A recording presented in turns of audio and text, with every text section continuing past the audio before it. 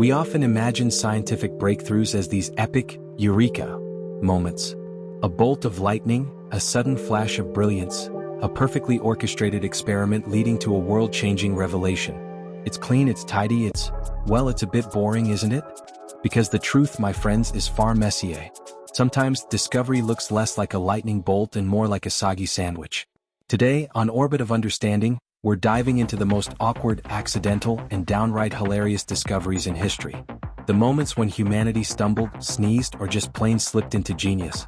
Someone, after all, had to try it first, usually by accident. Our first awkward hero is Sir Alexander Fleming, a brilliant microbiologist, but perhaps not the tittiest of individuals. It was 1928, and Fleming was working with influenza at St. Mary's Hospital in London. His lab was, let's just say, lived in. Think of that one corner in your room you just don't clean. Now imagine it filled with bacteria. After a 2-week vacation, Fleming returned to his beloved bacterial playground. As he was tidying up, or more accurately deciding what to throw away, he noticed something peculiar on a petri dish.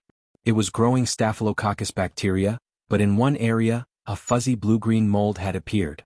And here's the kicker. Around the mold, the bacteria weren't growing. Most scientists would have cursed, tossed the contaminated dish and gone for a coffee. Not Fleming. His mind, probably fueled by residual vacation vibes, went, hold on a minute, why isn't the bacteria growing here? He quickly identified the mold as Penicillium notatum. This fuzzy intruder was producing something that inhibited bacterial growth. That something was penicillin, the world's first true antibiotic. So, thanks to a messy lab and a curious mind that didn't mind a bit of mold, millions of lives have been saved. Who knew sloppiness could be so revolutionary? Next, let's hop over to 18th century Italy, where anatomy professor Luigi Galvani was obsessed with frogs. Not in a culinary way but in a what makes their muscles twitch way. He was experimenting with atmospheric electricity in frog legs, trying to prove a connection. One fateful day his wife Lucia was in the lab. As Galvani prepared a dissected frog on a brass hook, he accidentally touched its exposed sciatic nerve with a scalpel, which had also touched a static electricity machine. The dead frog's leg suddenly kicked. Imagine the scream, from the frog if it could, and definitely from Lucia. Galvani, instead of running screaming, was utterly fascinated. He theorized, animal electricity, that the muscles themselves generated the electricity. He started attaching wires, zapping more frogs, and even trying to reanimate entire carcasses. He was the Frankenstein of his time, just with more amphibians. While his animal electricity theory was eventually refined by Alessandro Volta, who showed it was the metals creating the current, Galvani's accidental discovery was monumental. It paved the way for understanding bioelectricity, the electrical impulses that control our muscles, nerves, and brains. So, the next time your leg twitches, thank a dead frog and a very startled wife. Our next accidental genius, Charles Goodyear, literally couldn't escape his work. In the 1830s, rubber was a mess. It melted in the heat, cracked in the cold, and was universally sticky and smelly. Goodyear was obsessed with making it useful, but he was also constantly broke and a general nuisance to everyone around him because of his experiments. One day in 1839, after years of failed, messy, and probably stinky experiments, Goodyear was demonstrating his latest sticky concoction to some skeptical friends. Distracted, he accidentally dropped a piece of rubber mixed with sulfur onto a hot stove. The room instantly filled with the delightful aroma of burnt rubber and sulfur. Instead of melting into a gooey mess, the rubber had charred like leather, but the edges were firm and elastic. It had transformed. He quickly realized the heat combined with the sulfur had created a stable, durable form of rubber. He called the process vulcanization, after Vulcan, the Roman god of fire. This accidental, stinky breakthrough gave us stable tires, waterproof boots, durable hoses, and countless other rubber products we use every day. So, the next time you get a whiff of burnt rubber, just remember, it might be the smell of progress. Our next story involves a chemist named Konstantin Fahlberg in 1878, working on something far less appetizing: coal tar derivatives.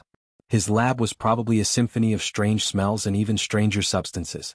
And like many chemists of the era, hygiene wasn't always top of mind. After a long day in the lab, Fahlberg headed home for dinner.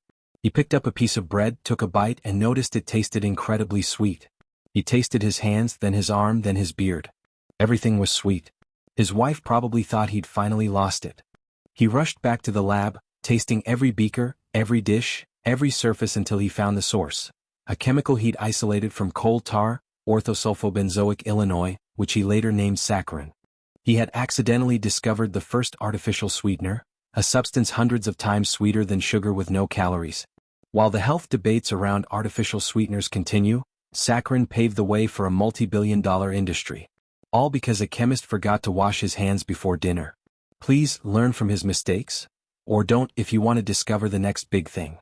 Our final awkward discovery comes from the pressures of World War II. In 1942, American chemist Harry Coover was trying to create clear plastic gun sights for soldiers. His particular compound, cyanoacrylate, was supposed to be perfect, except it stuck to absolutely everything it touched. It was useless for gun sights, too sticky, too fast-acting. Coover quickly dismissed it as a failed experiment, probably leaving a trail of accidentally glued items behind him.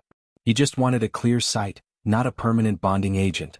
Years later, in 1951, while working on jet airplane canopies, Coover rediscovered the incredibly adhesive properties of cyanoacrylate.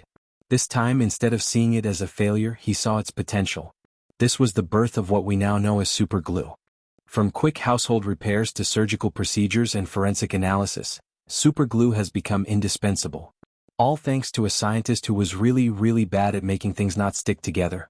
So, the next time you use an antibiotic, see an electric signal, bounce a rubber ball, enjoy a sugar-free drink, or fix something with superglue, remember, these world-changing innovations weren't born in pristine labs with perfect experiments.